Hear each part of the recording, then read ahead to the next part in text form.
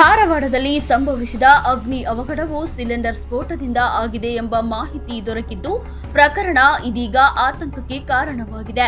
ಸ್ಫೋಟದಿಂದ ಮನೆ ಸಂಪೂರ್ಣ ಸುಟ್ಟು ಕರಕಲಾಗಿದ್ದು ಓರ್ವ ಮಹಿಳೆ ಗಂಭೀರವಾಗಿ ಗಾಯಗೊಂಡಿದ್ದಾರೆ. ಆಸ್ಪತ್ರೆಯ ಎದುರು ಕುಟುಂಬಸ್ಥರ ಆಕ್ರಂದನ ಮುಗಿಲು ಮುಟ್ಟಿದೆ.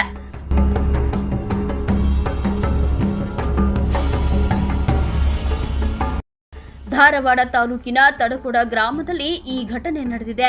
ಅಡುಗೆ ಮಾಡಲು ಹೋಗಿದ್ದ ವೇಳೆ ಆಕಸ್ಮಿಕವಾಗಿ ಸಿಲಿಂಡರ್ ಸ್ಫೋಟಗೊಂಡಿದ್ದು ಕ್ಷಣಾರ್ಧದಲ್ಲಿ ಬೆಂಕಿ ವ್ಯಾಪಿಸಿದೆ. ಸ್ಫೋಟದ ತೀವ್ರತೆಗೆ ಮನೆ ಸಂಪೂರ್ಣ ಸುಟ್ಟು ಕರಕಲಾಗಿದೆ.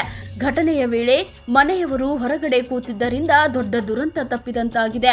ಆದರೆ ಪೂರ್ಣಿಮಾ ಹಾದಿಮನಿ ಎಂಬ ಮಹಿಳೆ ಗಂಭೀರವಾಗಿ ಗಾಯಗೊಂಡಿದ್ದು ಅವರನ್ನು ತಕ್ಷಣವೇ ಹುಬ್ಬಳ್ಳಿಯ ಕಿಮ್ಸ್ ಆಸ್ಪತ್ರೆಗೆ ದಾಖಲಿಸಿ ಚಿಕಿತ್ಸೆ ನೀಡಲಾಗುತ್ತಿದೆ. ಒಟ್ಟಾರೆ ಸಿಲಿಂಡರ್ ಸ್ಫೋಟದ ಘಟನೆ ಮತ್ತೊಮ್ಮೆ ಸುರಕ್ಷತೆ ಬಗ್ಗೆ ಪ್ರಶ್ನೆ ಎಬ್ಬಿಸಿದ್ದು ಜನರು ಹೆಚ್ಚು ಎಚ್ಚರಿಕೆ ವಹಿಸುವ ಅಗತ್ಯವಿದೆ.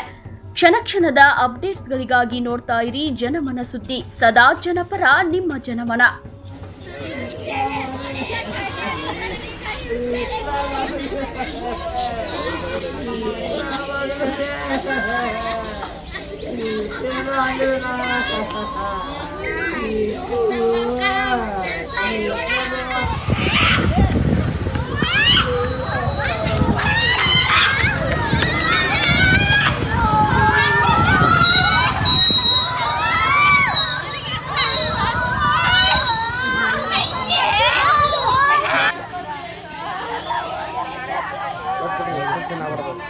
ಕಟ್ಬಿಡ್ರಿ, ಇನ್ಫೆಕ್ಷನ್ ಆಗಬಾರ್ದು. ಕಟ್ಬಿಡ್ರಿ.